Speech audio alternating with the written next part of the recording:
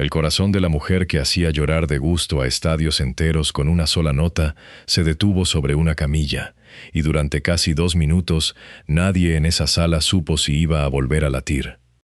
Lo que la puso al borde fue una cirugía estética de rutina, una aguja, un tubo de succión, una anestesia que, según reconocería después su propia familia, se les fue de las manos, y una monitora que de pronto empezó a pitar distinto. Alrededor de la camilla, unas manos se movían rápido sobre su pecho, mientras la sala entera trataba de sostener una calma que la máquina ya desmentía. ¿Qué le hace exactamente un quirófano al cuerpo de una mujer que ha pasado media vida en la mesa de la belleza, exigida a verse 20 años más joven de los que tiene?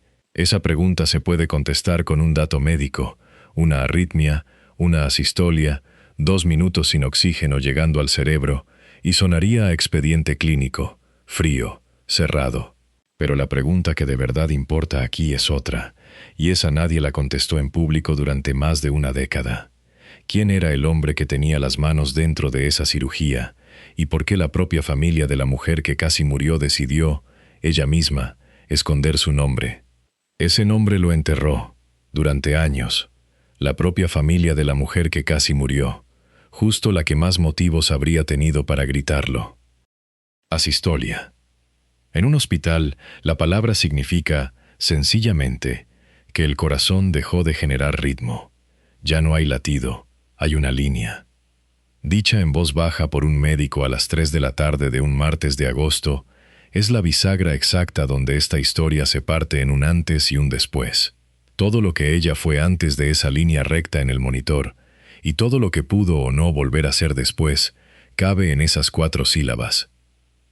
Antes de esa camilla, esta mujer tenía la voz más grave y más reconocible del género ranchero en México, una voz que la propia prensa llamaba ronca, como un elogio, no como un defecto, y que la hizo cantar de pie en medio del ruedo de los palenques cuando las demás cantaban desde el balcón.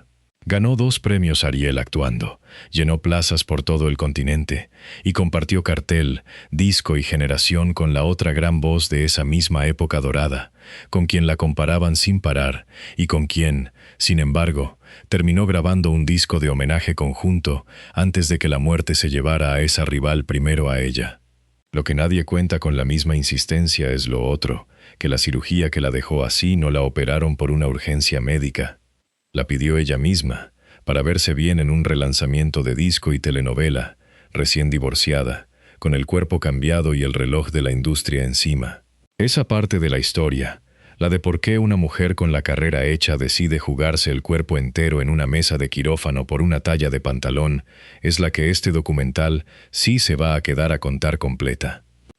Se llamaba Luz Helena Ruiz Bejarano, y nació el 30 de noviembre de 1936 en Camargo, Chihuahua, un pueblo de tierra seca donde la voz grave que traía desde niña, una voz más de mujer madura que de cría, según recordarían después quienes la escucharon en las fiestas del pueblo, no encajaba con lo que se esperaba de una adolescente destinada, como todas las de su generación, a casarse pronto y callar más pronto todavía. No cayó. A los 15 años, edad en la que hoy ni siquiera se permite firmar un contrato de trabajo, se casó con Mario Miller, un promotor de espectáculos 20 años mayor que ella. El matrimonio duró hasta 1958, y de ahí salieron sus 2 primeros hijos, Rosa Elena y Carlos Alberto. Poco antes de esa boda, o alrededor de ella, alguien más había decidido ya cómo se iba a llamar el resto de su vida pública, el productor de televisión Luis G. Dillon la bautizó artísticamente como Lucha Villa, tomando el diminutivo de su nombre y añadiéndole el apellido de Pancho Villa, el revolucionario, como si de entrada hiciera falta prestarle a esta muchacha de Chihuahua algo de la fuerza de un hombre para que el país la tomara en serio. Antes de cantar una sola nota frente a un micrófono profesional, Lucha Villa ya se ganaba la vida con el cuerpo, como modelo y bailarina del grupo Las Dianas de Dillon, una de esas tropes de variedades que la televisión mexicana de los años 50 usaba para llenar de piernas y sonrisas los espacios entre número y número. Ahí la vio actuar, precisamente, el productor que le puso nombre artístico, y ahí empezó también a notarse lo que la separaba de las demás bailarinas de la fila. Mientras el negocio la contrataba por las piernas y la sonrisa, la voz grave que traía desde Camargo se le escapaba entre número y número, fuera de lugar en una troupe pensada para verse, no para sonar distinto. Esa etapa es la semilla exacta de la trampa que esta historia va a seguir de cerca 40 años después. Una carrera que arrancó exhibiendo un cuerpo joven para cámaras ajenas, en una industria donde el valor de una mujer se medía primero en cintura y después, si acaso, en talento. Esa costumbre, la de que su imagen física fuera siempre parte del contrato, nunca un asunto solo suyo, la acompañó mucho después de dejar de ser la muchacha de las revistas, y fue la que, décadas más tarde, la llevó a subirse a una mesa de operaciones sin necesitarlo por salud. El salto de modelo a cantante llegó rápido, casi de un solo empujón. Participó en concursos de talento locales, y para 1961 ya tenía en la radio su primer gran éxito, Media Vuelta, escrita por José Alfredo Jiménez, uno de los compositores más grandes que ha dado México. La canción no solo la puso en el mapa, definió de una vez el tipo de voz que la iba a distinguir el resto de su carrera. Grave, rasposa, capaz de sostener una nota larga sin quebrarse, muy distinta a los agudos limpios que se estilaban entonces entre las cantantes rancheras jóvenes. Detrás de Media Vuelta, vinieron otros títulos escritos pensando exactamente en ese registro, como La mano de Dios y Que se me acabe la vida, canciones que exigían sostener una nota grave sin rendirse, algo que muy pocas de sus contemporáneas podían ofrecer sin esfuerzo. Esa voz fue, desde el principio, el imán de esta historia, lo que la hizo diferente, lo que la sacó de Camargo, lo que terminó llenando plazas de toros y palenques en todo el continente. Y fue también, sin que nadie pudiera saberlo todavía en 1961, la misma voz que un quirófano en Monterrey estaría a punto de apagarle para siempre, 36 años después, en una cirugía que ella misma pidió. El cine llegó detrás de la música, y llegó fuerte. En 1964 protagonizó El Gallo de Oro, su primer papel estelar en pantalla grande, y a partir de ahí encadenó cerca de 50 películas, casi todas dentro del género ranchero que el público mexicano devoraba en cada función de tarde. Pero el papel que de verdad la instaló entre las grandes actrices del país, no solo entre las cantantes que hacían cine por contrato, llegó en 1972. Interpretó a Isabel en Mecánica Nacional, de Luis Alcoriza, la esposa resignada de un mecánico machista que arma una fiesta alrededor de una carrera de autos, mientras su propia familia se desmorona por dentro. Por ese papel, ganó el premio Ariel a Mejor Actriz. 6 años después repitió el logro, esta vez en un terreno mucho más arriesgado para una estrella popular acostumbrada al melodrama de rancho, El lugar sin límites, de Arturo Ripstein, un director de cine de autor sin ninguna intención de complacer al público masivo, ni de suavizar una historia de pueblo cerrado, cacique violento y deseo que no cabía en las categorías que el cine comercial mexicano toleraba en 1978.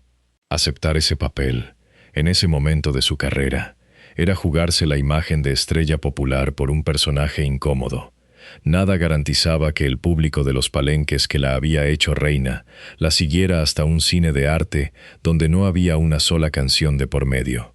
Ahí interpretó a la japonesa, la dueña de un burdel de pueblo que se juega la casa entera en una apuesta con el cacique local, en lo que la crítica y ella misma señalarían después como su interpretación más lograda. Ganó un segundo Ariel.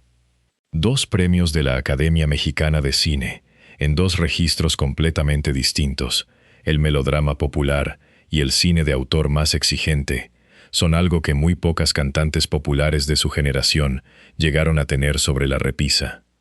En los escenarios, mientras tanto, Lucha Villa se había inventado un lugar propio dentro del negocio de los palenques, esas plazas circulares, cercadas, donde el público mexicano ve peleas de gallos y conciertos casi con la misma cercanía física. La costumbre, hasta entonces, era que las cantantes se presentaran desde un balcón elevado, a distancia del público. Ella rompió esa distancia, bajó al ruedo, cantó de pie en medio de la gente, dejó que la vieran de cerca con esa voz grave que la prensa empezó a llamar la ronca de Camargo, y terminó ganándose, sin que nadie se lo discutiera, el título de reina de los palenques. Esa misma voz la llevó, ya en los años 70, más allá de los escenarios comerciales. Cruzó la frontera para cantar en presentaciones a beneficio de la Cruzada por la Justicia, un movimiento de derechos civiles de la comunidad chicana en Denver, Colorado. No era, en ese momento, una obligación de contrato ni una estrategia de mercadotecnia. Era una cantante mexicana ya consagrada, prestando su nombre y su voz a una causa que no le devolvía nada a su carrera, solo aplausos que no se traducían en un solo disco vendido de más. ¿Cuánto vale, en una industria que mide a sus mujeres primero por el cuerpo, una voz tan poderosa que el público la sigue de cerca, aunque la cantante no baje de un escenario alto ni oculte una sola arruga bajo la luz? Vale una carrera de casi 40 años. Vale también, según se puede leer con el tiempo, una presión constante y silenciosa, la de sostener, año tras año, el mismo cuerpo joven y esbelto que había cargado el nombre de Lucha Villa desde los años 60, aunque los años 60 ya llevaran mucho tiempo atrás. Hubo, en esa misma época dorada del género ranchero, otra voz que el país ponía siempre al lado de la suya, casi como si una no pudiera nombrarse sin la otra: Lola Beltrán. La prensa las enfrentaba en encuestas de revista, en portadas que preguntaban cuál de las dos reinas cantaba con más sentimiento, cuál llenaba más plazas, cuál merecía más el trono del género bravío. Ese cruce de nombres, repetido durante casi 3 décadas, terminó fabricando algo parecido a una rivalidad pública, alimentada más por los periodistas que por ellas mismas. No hay, hasta hoy, un registro sólido de un pleito real entre las dos, ni una pelea documentada por un escenario o por un hombre. Lo que sí hay es constancia de que ambas, a pesar de ese cruce constante en las páginas de espectáculos, terminaron compartiendo estudio.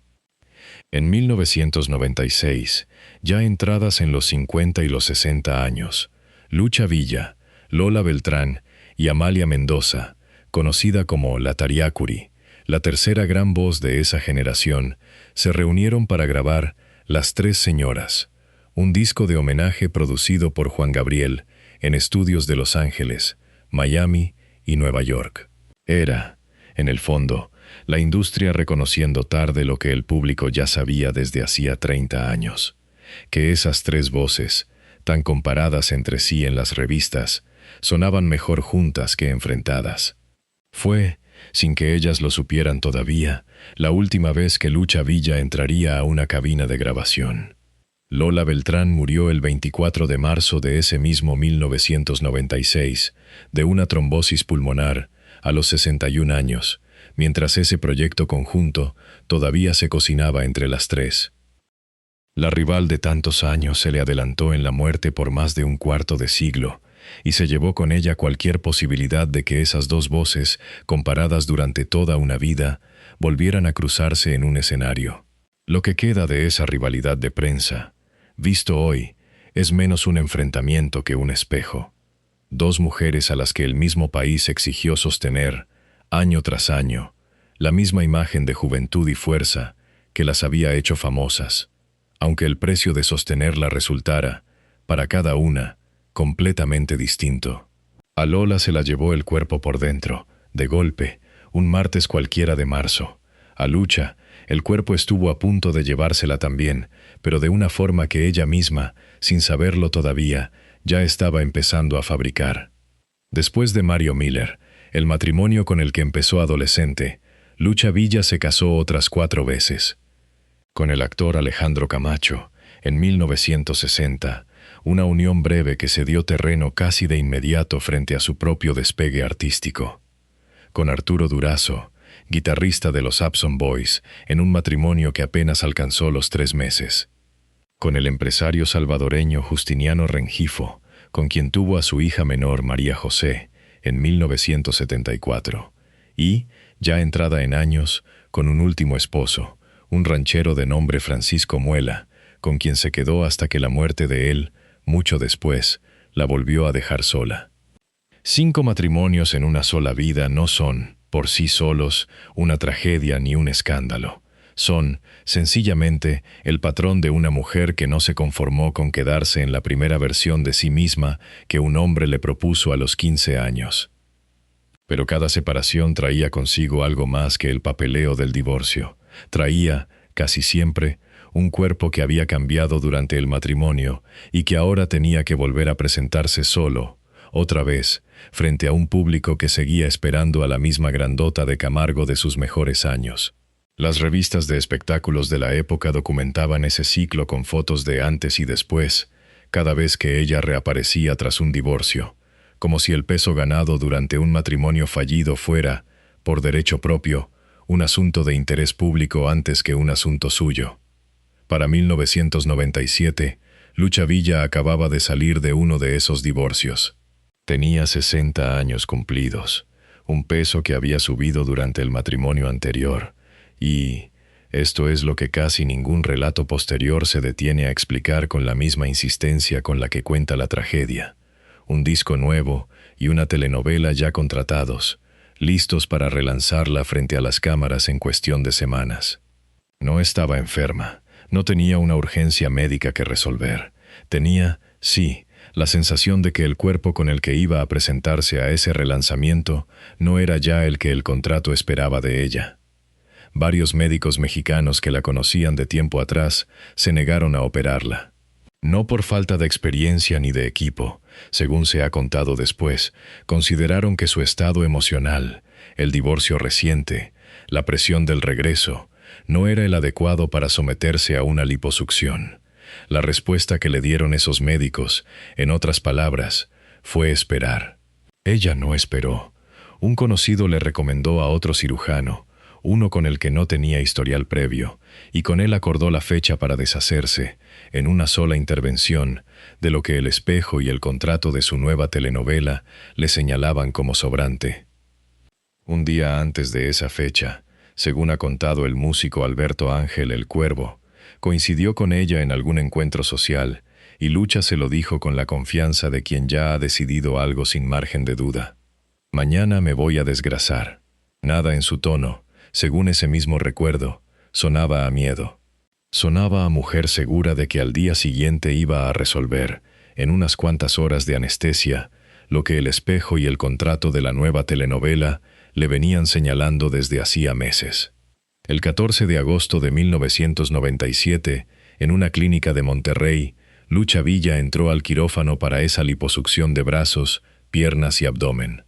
Nada en el papeleo de esa mañana anunciaba lo que venía. Era, sobre el papel, un procedimiento común, de los que se hacen todos los días en consultorios de cirugía estética por todo el país. ¿Qué falla, exactamente, en una sala donde todo el instrumental está preparado y el personal lleva puesta la bata desde antes de que llegue la paciente? Falló, según relataría después su propia hija Rosa Elena, el cálculo de la anestesia. Se les fue la anestesia, diría ella años más tarde, resumiendo en 4 palabras lo que un reporte médico llenaría de términos técnicos. La presión de Lucha empezó a caer. El corazón, en respuesta, se aceleró primero y después se descontroló, fibrilación, y enseguida asistolía. El monitor dejó de marcar picos y empezó a marcar una línea. La anestesióloga aplicó maniobras de reanimación, mientras el cirujano, según lo que se reconstruiría después en los reportes, intentaba estabilizarla sin moverla de la mesa. Los reportes médicos hablan de un cerebro sin oxígeno durante menos de 2 minutos. Pero el daño que después se observaría en su corteza cerebral, el tipo de lesión que ahí quedó marcada, sugería, según especialistas que revisaron el caso más adelante, un lapso más largo sin circulación de la que el primer reporte reconocía. 2 minutos, en un cerebro humano, ya bastan para dejar una marca que no se borra. Lo que pasó en esa mesa duró, según todo indica, bastante más que eso. La sacaron con vida de ese quirófano, pero no despierta. Entró en un coma profundo que se extendería, según las versiones familiares, entre 11 y 14 días. La trasladaron de urgencia al Hospital Muguerza, uno de los de mayor nivel en Nuevo León. Ahí, junto a la cama, su hija Rosa Elena empezó una rutina que sostendría día tras día sin saber si servía de algo. Le ponía canciones de Joan Manuel Serrat, muy bajito, y le hablaba pidiéndole una señal, cualquier señal, un dedo que se moviera, un párpado que temblara. Nadie en ese cuarto de hospital, ni la hija que le cantaba al oído ni los médicos que revisaban el monitor cada hora, tenía todavía la certeza de si la mujer que había cantado en cada palenque de México, de pie, en medio del ruedo, con la voz más grave de su generación, iba a volver a abrir los ojos. Despertó el 30 de agosto de 1997, 16 días después de haber entrado a esa clínica por su propio pie. No despertó de golpe, con la claridad de una película. Los primeros reportes hablan de una mejoría gradual a lo largo de esa mañana, de un cuerpo que empezaba a responder antes que la mente.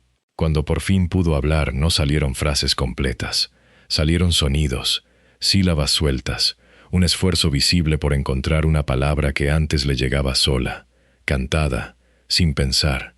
El diagnóstico que siguió confirmó lo que la familia ya temía desde el monitor: daño en la corteza cerebral, en el tálamo, en el hipotálamo.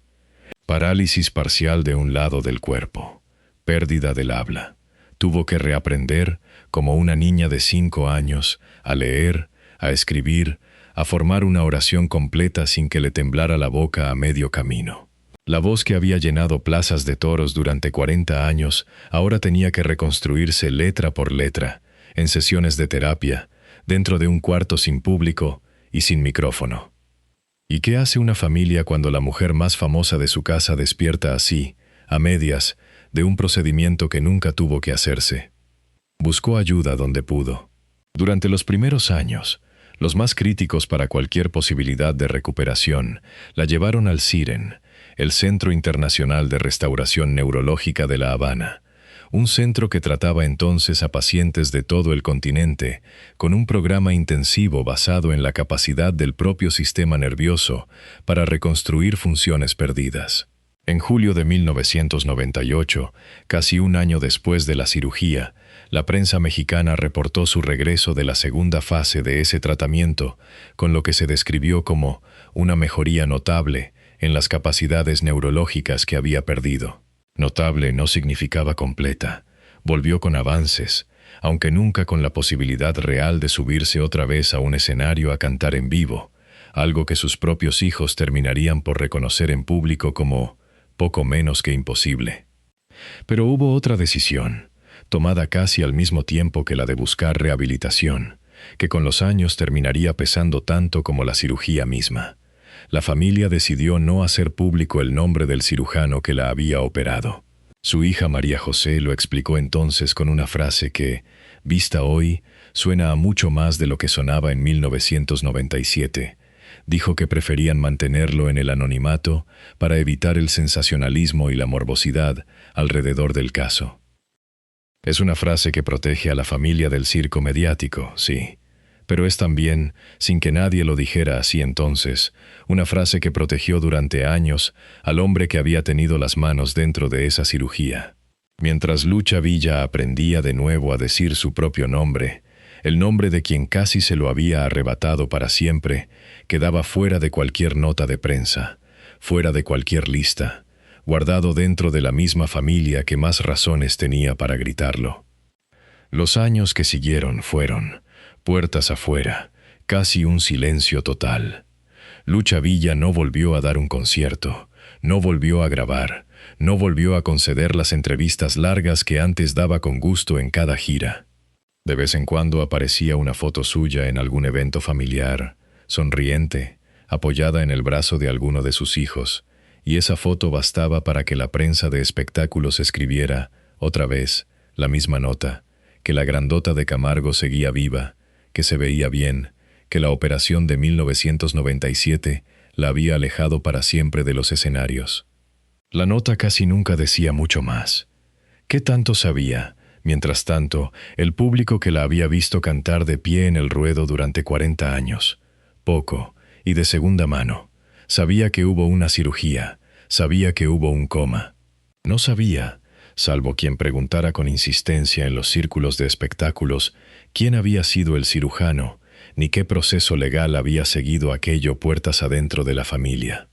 11 años tuvieron que pasar para que un reportaje de investigación reconstruyera, con nombre y apellido, lo que había pasado dentro de esa clínica de Monterrey.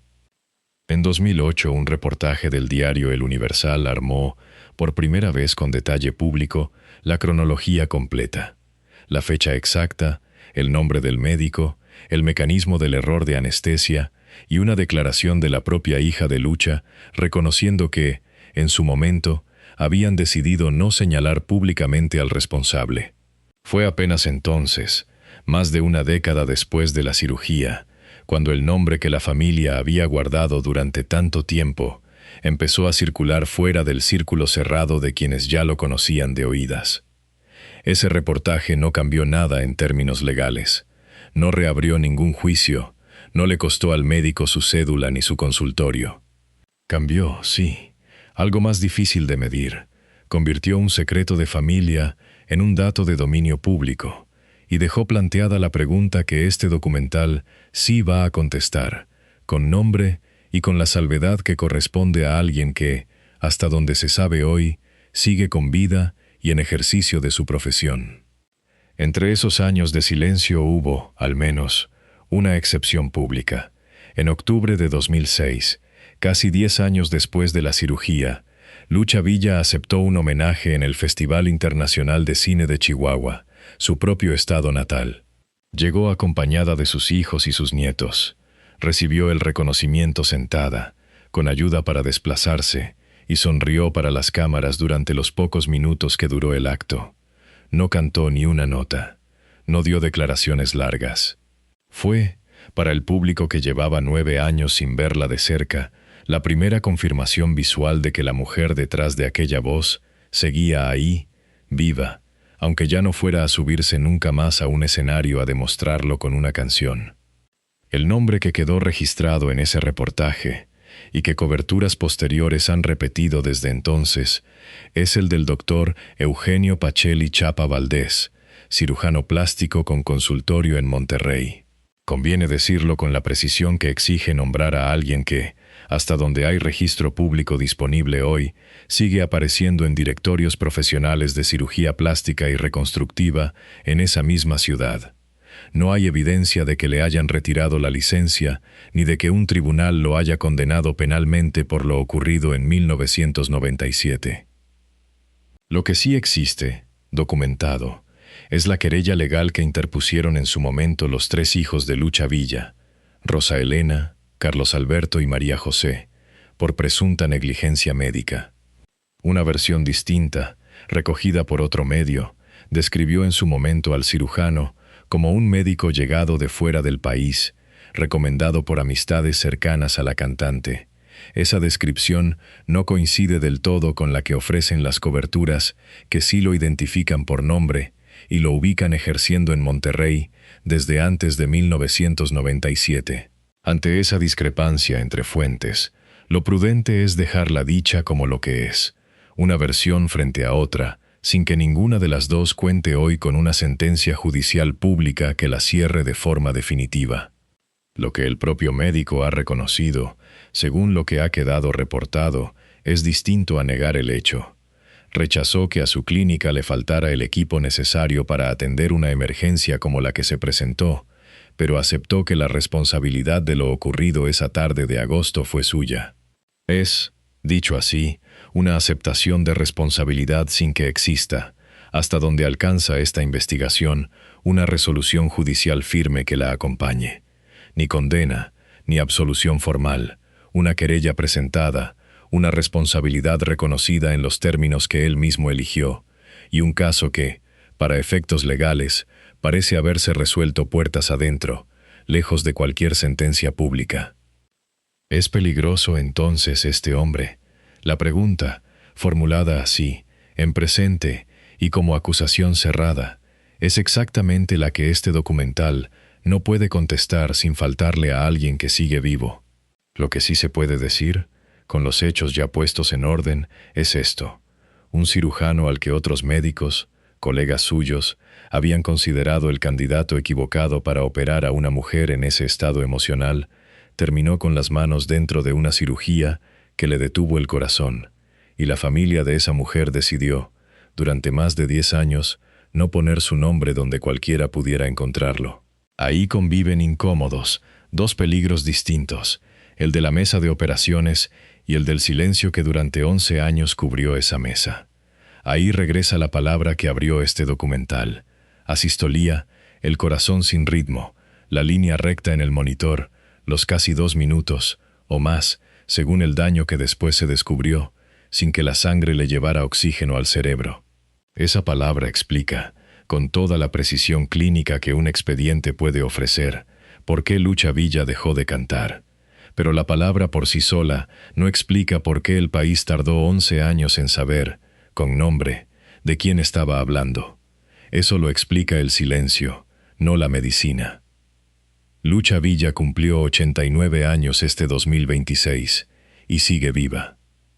Contra las oleadas de rumores que cada tanto anuncian su muerte en redes sociales, los últimos, desmentidos por su propia familia en 2023 y otra vez en 2025, vive retirada en San Luis Potosí, bajo el cuidado de su hija María José, la misma que hace casi 3 décadas decidió guardar en secreto el nombre del médico. No canta. Según lo que ha trascendido de su entorno cercano, tiene días de mayor lucidez y días de menos, la huella todavía activa de aquellos minutos sin oxígeno, en una mesa de Monterrey. Y sin embargo su voz sigue sonando. En marzo de 2026 salió a la venta, hecho en México, Lucha Villa, un álbum de 12 canciones remasterizadas de su catálogo, disponible en las mismas plataformas de streaming, donde suenan hoy artistas que ni siquiera habían nacido cuando ella cantaba de pie en un palenque. Ahí está la paradoja más cruel de toda su historia. En el teléfono de cualquiera, esa voz grave y rasposa canta media vuelta entera, sin una grieta, igual que sonaba antes de 1997. Y a unos kilómetros de esos audífonos, en una casa de San Luis Potosí, la mujer que la produjo ya no logra terminar una frase hablada sin esfuerzo. La grabación sobrevivió intacta. La voz viva que la creó se apagó sobre aquella mesa. Hay además una película en camino, con el respaldo de la propia familia, que controla los derechos sobre su nombre y su historia. Se anunció en 2024 una cinta titulada simplemente Lucha, con la actriz Sofía Garza en el papel protagónico, todavía sin fecha de estreno confirmada al cierre de esta investigación. Pero ya dice algo por sí solo. Casi 30 años después de aquella cirugía, la misma familia que cayó el nombre del cirujano durante más de una década ha decidido, esta vez, contar la historia completa desde su propia versión, mientras en las plataformas de streaming el algoritmo sigue haciendo, sin saberlo, lo mismo que hacía un locutor de radio en 1961, poner media vuelta para un oyente que reconoce la canción antes que a la mujer que la grabó. Queda, para cerrar el círculo que abrió el hook de este documental, la pregunta con la que arrancó todo. ¿Qué le hace exactamente un quirófano al cuerpo de una mujer exigida a verse más joven de lo que es? La respuesta clínica ya está completa. Hubo una asistolia, un error de anestesia, 2 minutos o más sin oxígeno llegando a un cerebro que hasta ese día había sostenido, sin fallar una sola vez, la voz más reconocible del género ranchero en México. Detrás de ese dato médico hay otro, el que este documental prometió contar completo desde el principio. Nadie la obligó a subirse a esa mesa. La empujó una industria que llevaba 40 años midiéndole el cuerpo. Un divorcio reciente, un contrato de telenovela con fecha de arranque, y la costumbre, aprendida desde los 15 años, de que su imagen física era siempre parte del trato, nunca un asunto solo suyo. Queda todavía una imagen suelta, de las que ningún reportaje ha necesitado nunca subrayar, la de Lucha Villa, ya retirada, en alguna foto familiar de cumpleaños, sonriendo apoyada en el brazo de uno de sus nietos, sin micrófono, sin escenario, sin la voz grave que un país entero reconocía con solo 2 palabras cantadas. Esa foto circula cada tanto en redes, con algún comentario que celebra que sigue viva, como si eso fuera, por sí solo, una buena noticia completa. Lo es, en parte, sigue viva, pero la voz con la que se ganó ese lugar en la memoria de 3 generaciones lleva ya casi 30 años apagada, sustituida por grabaciones de hace medio siglo que un sello discográfico sigue empaquetando y vendiendo como si fueran nuevas. Detrás de una mujer y un cirujano hay, de fondo, una industria entera que durante décadas midió a sus artistas mujeres con una vara que nunca aplicó de la misma forma a sus artistas hombres. El talento bastaba para ellos. Para ellas, el talento tenía que venir siempre acompañado de un cuerpo que no envejeciera al mismo ritmo que el calendario. Lucha Villa no fue la primera cantante que se subió a una mesa de operaciones persiguiendo esa vara, ni será la última. Lo que hace su caso distinto es que casi le costó la vida, y que durante más de una década, la propia gente que más la quería decidió que ese costo era un asunto privado, no una advertencia que valiera la pena contar en voz alta. Hay algo incómodo en reconocer de dónde salió ese silencio, de una hija protegiendo a su madre del morbo ajeno, de una familia que prefirió cuidar la intimidad de una mujer ya bastante dañada antes que exponerla, otra vez, a las cámaras. Es una decisión comprensible, incluso cariñosa. Y es también, sin que nadie lo haya querido así, la misma decisión que le regaló a un cirujano 11 años de anonimato, después de haberle detenido el corazón a una de las voces más grandes que ha dado este país. Proteger a quien se ama y proteger, sin querer, a quien le hizo daño, terminan pareciéndose más de lo que cualquiera estaría dispuesto a admitir. Puede que valga la pena preguntarse, más que quién fue el hombre detrás de esa cirugía, cuántas otras familias han elegido ese mismo silencio por las mismas razones, y cuántos nombres siguen hoy, en algún directorio profesional cualquiera, esperando a que otro reportaje tarde 11 años más en encontrarlos. A Lucha Villa no la traicionó un enemigo con nombre y apellido, con motivos claros, fácil de señalar en una sola dirección. La industria que la hizo famosa, la familia que quiso protegerla, y el propio cuerpo que sostuvo su voz durante 40 años, terminaron, cada uno por su lado, y sin que nadie se lo propusiera, remando hacia el mismo silencio. Ese tipo de daño no necesita villano de cine. Le basta con que suficiente gente, queriendo bien, decida mirar hacia otro lado al mismo tiempo. Hay otra voz de esa misma televisión de los años 70 que también se apagó puertas adentro, aunque de una forma completamente distinta a la de esta historia. La de un comediante que hizo reír a 3 generaciones enteras con un solo personaje, y que terminó sus días sin casa propia, pidiendo en broma que le fiaran la renta, mientras la vecindad que él ayudó a levantar siguió llenando pantallas por todo el continente y dejando dinero en bolsillos que nunca fueron el suyo.